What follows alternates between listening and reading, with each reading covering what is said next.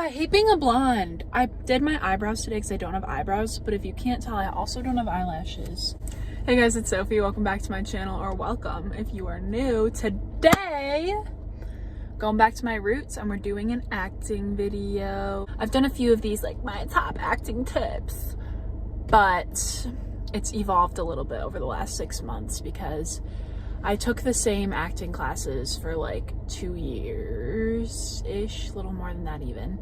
And then this past January, I switched over and I've been taking classes somewhere else. Number one tip, and this is the biggest acting tip. If I could tell you one thing, acting-wise, this would be it. And that is to not think about acting while you're doing it. Don't think about your performance. Don't think about the way you look. Don't think about the facial expression you're making. Don't think about the way you say things. What you should be thinking about is the character that you're playing. You should be trying to think like this character thinks. You should be so engrossed in the character and so engrossed in the situation, and whatever comes out of you, that should be your acting. It should be a very natural thing. You shouldn't be thinking, okay, I'm gonna raise my eyebrow here, I'm gonna make this face here. Like, that is not, no. We live in a method acting age, guys. This isn't the 1920s anymore. However, I will say take this lightly, because sometimes you'll get a direction from a teacher or a director or somebody like that, and you do need to be able to obviously take their direction and apply it. Don't focus about your performance, because that takes you out of the character. You're gonna start worrying about how you look, and especially on camera, it shows everything, so you'll be able to see those little details, those little thoughts going on behind your... Okay, so my second tip goes along with like how to take direction if you're not supposed to think about acting and they tell you to do something or say something a certain way. How do you do that if you're not supposed to think about acting? So motivate that action. And so if they tell you like, oh, right here, I need you to walk to your right or whatever, and you're like, okay, I wasn't walking to my right originally, how can I motivate it? Okay, there'll be something that I'm looking at over there, and that's why I'll walk to the right, because I see something. So you know, you could play it where something catches your eye and you walk over to it. You motivated that walk because something is catching your character's eye, you know what I mean? So you're not just like performing and then you're gonna walk to the right. You're walking to the right with a purpose, and so that's kind of how you take direction. You have to motivate it and make it a part of your character, if that makes sense. I hope I'm explaining that well. But my third tip is to, and this kind of goes along with everything else, but that's to write a backstory for your character.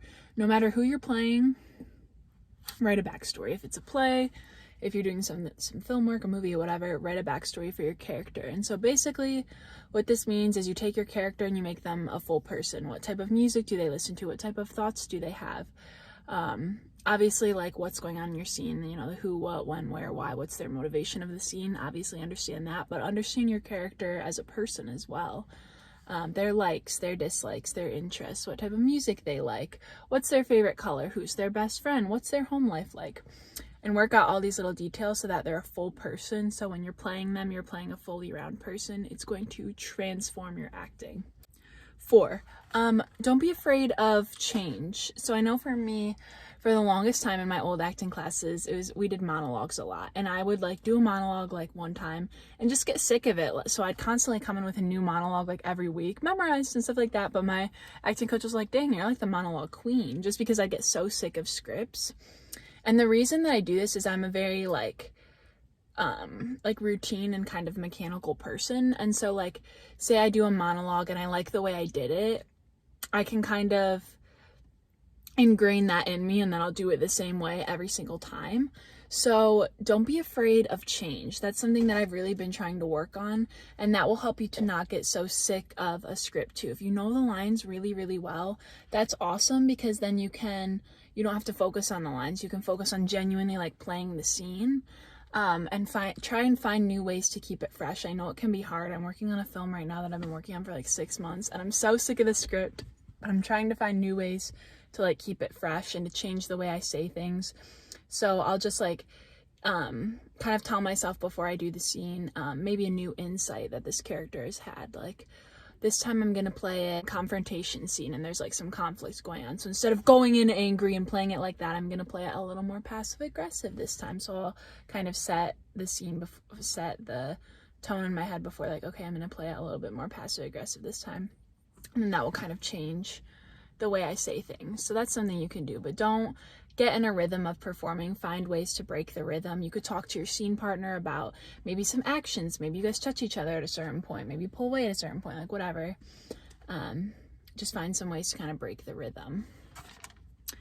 And number 5, this one is also super important, but that is to be in the moment when you're performing.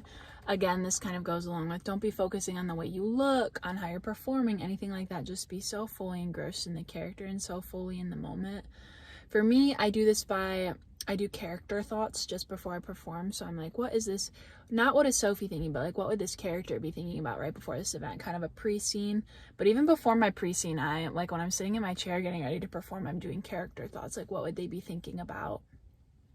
And then I'd kind of do my pre-scene, like what would have happened right before the scene that I'm about to perform? What was she thinking before that?